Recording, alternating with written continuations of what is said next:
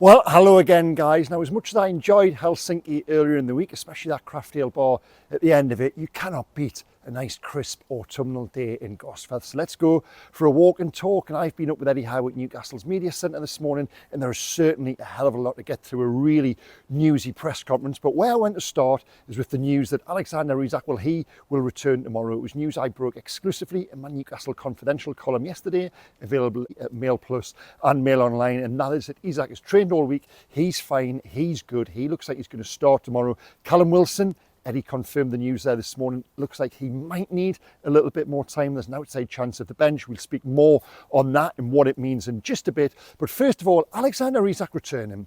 And the point I want to make is that Newcastle aren't getting one player back, they're getting two. And by that I mean they're getting Anthony Gordon back as a left winger. I honestly think that Newcastle now, when Isak and Wilson aren't there, have to look at another option instead of playing Gordon through the middle. I just think you lose so much. You're losing Isak as a centre forward, and you're losing Anthony Gordon, arguably, for me, the best, most direct, penetrative, that's not an easy word to say, left winger. So for Gordon to go back there and to have Isak through the middle at centre forward, I think Newcastle have then got, arguably, two of their very best players in their very best positions, and you cannot underestimate what that does to the team. Now, a question which came into me from Nathan on X, he said, how will Eddie Howe get Alexander Isak in the game more? And it's a good question, because even before Isak picked up the toe injury, he wasn't necessarily at his very best. Now, certainly there was the mitigation of having the problem in the last game, but before that, yes, he was isolated. Newcastle weren't really clicking. I think part of the onus is on Alexander himself. I think he came out of the summer. There were a lot of players distracted, that his contract talks, which haven't really progressed in the manner we thought they would have done at the back end of last season. That is still hanging there. I do think clarity on that would help the player himself. For Isak now to come back in, yes, it might take him 1 or 2 games to get up to speed, but this talks to what I've just mentioned.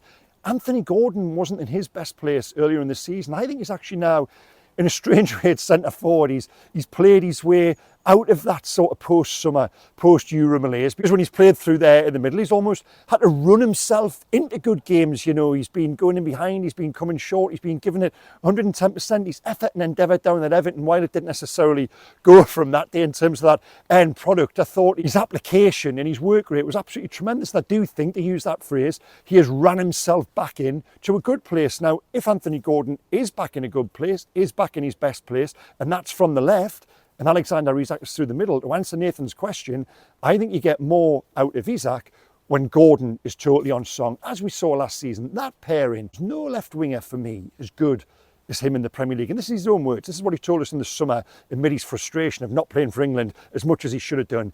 When he gets one-on-one with a fullback, he will always back himself to beat him. And one of my big frustrations with modern football, and I had this watching England in the week when Jack Grealish was out there on the left, that dribble him. Why don't players dribble as much anymore? If you can dribble past a man, or you knock it past them and run, that might sound basic schoolboy stuff, but it's a man advantage. All of a sudden, in theory, the opposition are down to 10. And Anthony Gordon did that so much last season, opening his legs, knocking the ball, driving into the box. The fullback is all of a sudden looking at Gordon's number, and he's pulling balls back for, invariably, Alexander Isak. And that combination, for me, I use that again, Newcastle's two best players in their best positions. That wasn't clicking at the start of the season. Like I say, I think there was little individual issues with both, be it mentally or physically. Isak might take time, yes, but certainly having the very best version of Gordon alongside him, that is the way Newcastle will get back to their very best. Yes, there's lots of different components of the team, and we saw they were actually starting to click. The Manchester City game, could they follow that up at Everton?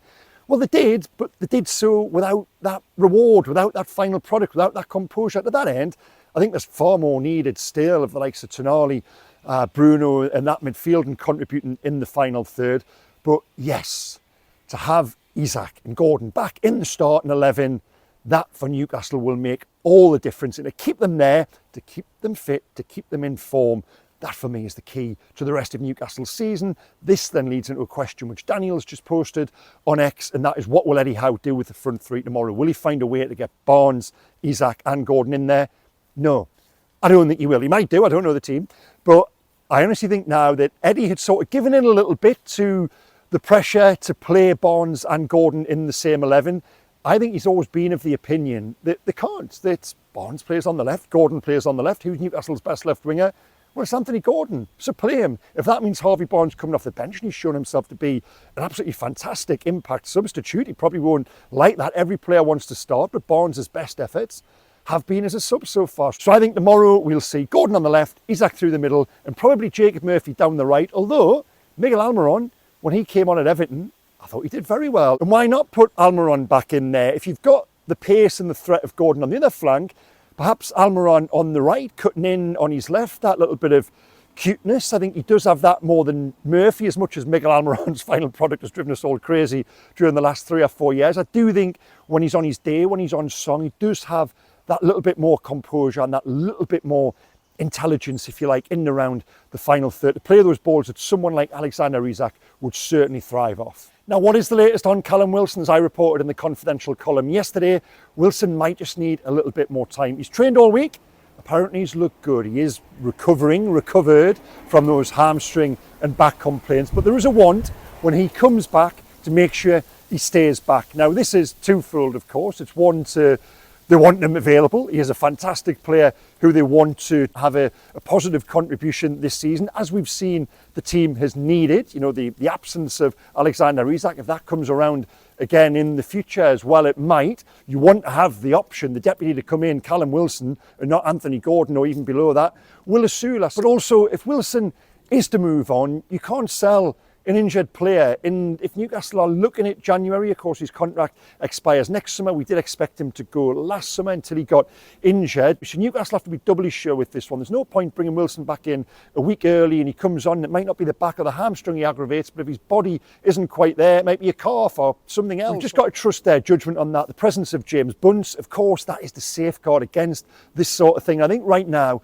we're looking at Callum Wilson being a 50-50 chance for tomorrow. Now, there's a little bit of anger, a little bit of backlash towards that online, but he hasn't broke. Come on, give him a chance. He hasn't broken down again. If we're reporting here today a fresh setback, a new injury, he's faced another 6 weeks out, okay, but just while it is a case of being cautious, I think that's fair enough. I really do. Now, with the fitness news, and this was something I brought you in last week's confidential column, as some people say, not very confidential when you're putting it all out there, but yeah, Kieran Trippier has a hamstring injury that was picked up down at Everton. He is looking at, and this was confirmed by Eddie this morning, at least a few weeks out. And that, for me, wow, that's such a big blow. I've said on here so many times, just when Newcastle have got Kieran Trippier in the team, I think they're all the better for it. He is there growing up on the pitch. I think he makes others around him better as well. And he was just coming back to something not close to his best. You know, I think he's very, very best. Maybe we saw that in his first couple of seasons at Newcastle. Perhaps we will not see that again. But certainly I do think he is, when fit and in form right now, a better bet than Tino Livramento. But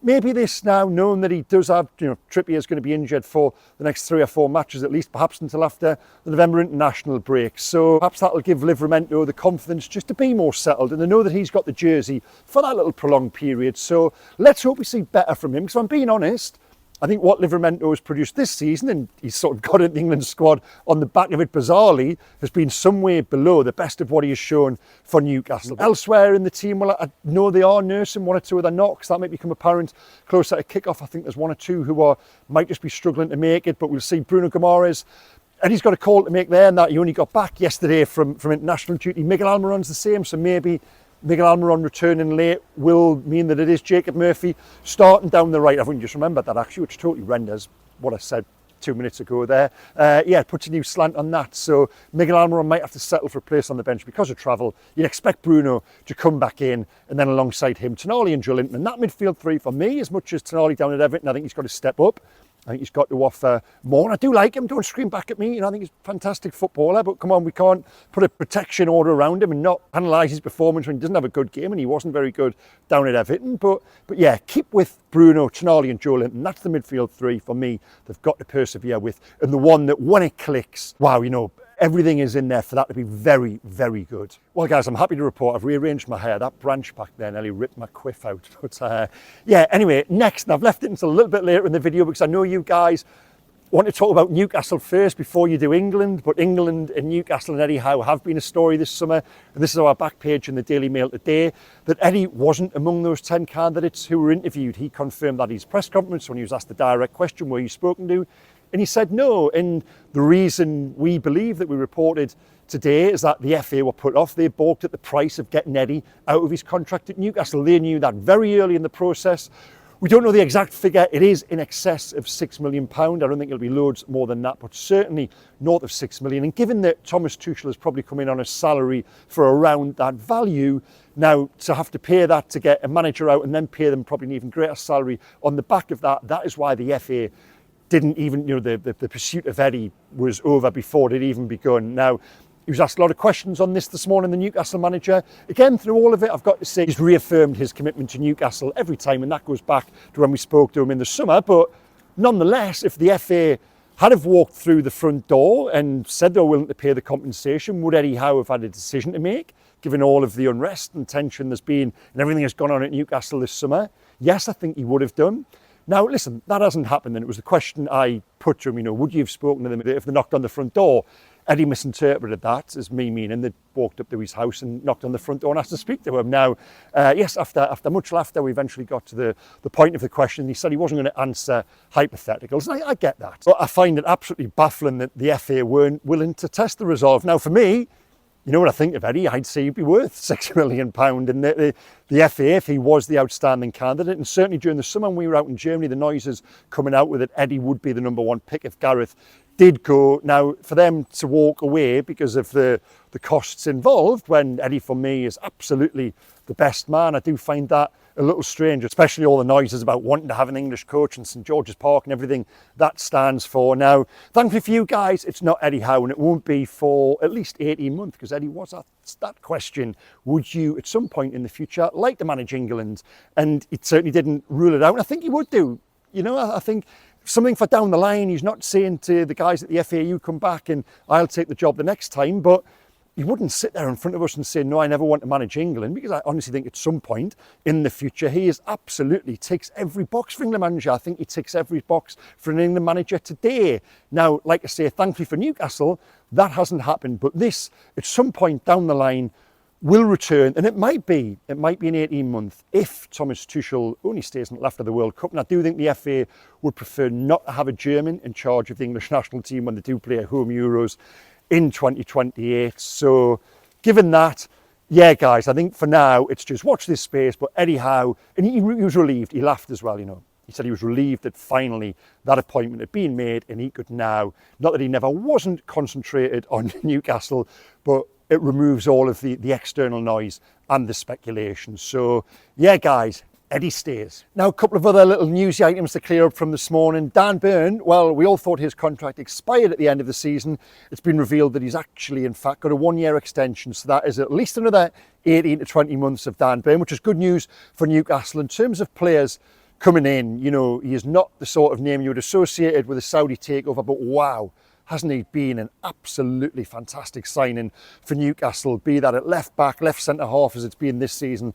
I don't think he's ever let them down. There was a period where his form was a little sticky and questions were asked, but he kept at it. I thought the home crowd stayed behind him as much as there was noise elsewhere, and Eddie Howe stuck by him as well. In this season, he has been one of Newcastle's most important players, and that's good news, because I think you can't have too many. Does this make sense? You can't have too many Dan Burns around your squad. And while that sentence could be interpreted negatively, I mean it actually in the positive sense. Now, Yankuba Minteh, he's back at St James's Park tomorrow as well. And Eddie Howe was asked about him this morning. And it was sort of a talk to the tone of, I brought you in the video from Helsinki, didn't I? I bumped into a guy who works very close to Brighton, and he'd said to me, why didn't Newcastle just take the points deduction? Minteh is that good. They've been massively impressed since he came in. Well, that was put to Eddie, and he said, no, that just wasn't an option. And I've been consistent on this in my reporting that even since that last week, at the end of June, the Saudis had let it be known they could not have the embarrassment of a points deduction. They had to solve that come what may, and entering that final Saturday, Sunday, that weekend, the two deals that were viable and on the table were Yankuba Minteh at Brighton and Elliot Anderson at Nottingham Forest. Now, I would have loved to have kept Elliot Anderson based on what we'd seen, and I would have liked to have seen Newcastle keep Yankuba Minteh based on what we hadn't seen. It was the unknown, it was the excitement, and sadly tomorrow we're going to see that for the first time at St James's Park in the colours of Brighton. And yeah, you just know how this script unfolds, don't you? But let's hope not. And that probably leads into my prediction. And I'm going to go home win. And the reason I've got confidence this time is that the last 2 games, the building blocks have been there. Certainly in the first 2/3 of the pitch, I think the defence has looked far more solid. Certainly at Everton, Manchester City, they did a great job of keeping Erling Haaland quiet. I'm happy with the back 4. I'm happy gradually with the midfield, even though I think Joe Linton and Tonali need to give more. I think Bruno's been very good the last 2, but then it's fallen down in the final third. But if you've got 2 of the most important components of your final third back in the positions they should be playing, that is why it equals Newcastle 2, Brighton 0. Right guys, well it's too early for a beer, so I'm going to go for a coffee sadly and put this video together. Please comment below the line. Let me know, what team would you play tomorrow? What do you make of Wilson's latest potential delay in coming back? Do you agree with me? Give him time, be on the safe side. Alexander Isak, Anthony Gordon, Harvey Barnes, Jacob Murphy, Miguel Almiron, what do you do with the front 3, the one area of the pitch that hasn't been clicking? Let me know what you think. Loads to talk about as ever. Please hit subscribe as well if you watch the channel and don't subscribe, as my kids say to me all the time when they grab my phone and selfie stick and they do the little mock videos. Hit the subscribe button. Yeah, button right or left. Look in one of the corners, it's there. Hit the subscribe button, hit like, comment, interact, and thank you so much for watching the response to the Helsinki video in the week. I love that. I'll do more of that in the future if I've got the time. Have a little wander around foreign streets and take your questions. That was great fun. So I'll be back after the game tomorrow, walking up and down the Milburn stand, reflecting on what I believe will be a home win. Tell me, what do you think? Either way, guys, I'll see you then. Take care. Bye-bye.